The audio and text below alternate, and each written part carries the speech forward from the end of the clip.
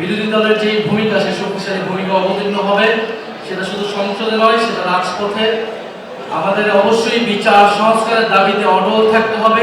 যুবশক্তি সংগঠিত হচ্ছে, এই সংগঠিত হওয়ার পরিধিকে আমাদের ব্যাপকভাবে বাড়াতে হবে। সামনে আমাদের জাতীয় নাগরিক পার্টি এনসিপি বিরোধী দলের যে ভূমিকা, সে শক্তিশালী ভূমিকা অবতীর্ণ হবে।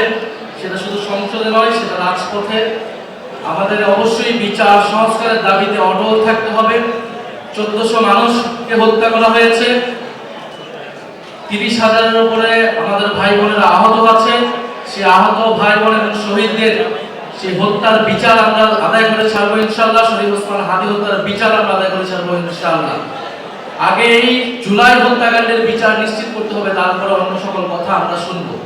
দ্বিতীয়ত হচ্ছে, অন্তর্বর্তী সরকারের সময় অনেকগুলো অধ্যাদেশ জারি করা হয়েছিল। যে অধ্যাদেশগুলোকে অনুমোদন দেওয়ার দায়িত্ব হচ্ছে এই বর্তমান যে সংসদ অধিবেশন হবে সেই সংসদের সকল অধ্যাদেশকে অনুমোদন করা হবে। এটা আমরা আশা করব সরকার দল বিরোধী দল সবাই সেই জায়গায় সম্মত হবে। কারণ এই নির্বাচন, এই সংসদ জুলাই গণঅভ্যুত্থানের ধারাবাহিকতা, পূর্ববর্তী অন্তর্বর্তী সরকারের ধারাবাহিকতা হিসেবেই দেখতে হবে এবং সংসদকে অবিলম্বে সংস্কার পরিষদ হিসেবে ঘোষণা করতে হবে, শপথ নিতে হবে এবং যেই ফ্যাসিস্ট যেই রাষ্ট্রপতি, সেই রাষ্ট্রপতির অভিশংসন করে তাকে গ্রেফতারের আওতায় আনতে হবে।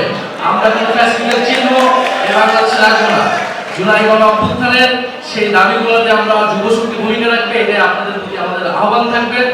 এবং জাতীয় নাগরিক পার্টির প্রতি সবাই দোয়া রাখবেন, সমর্থন রাখবেন। আসসালামু আলাইকুম।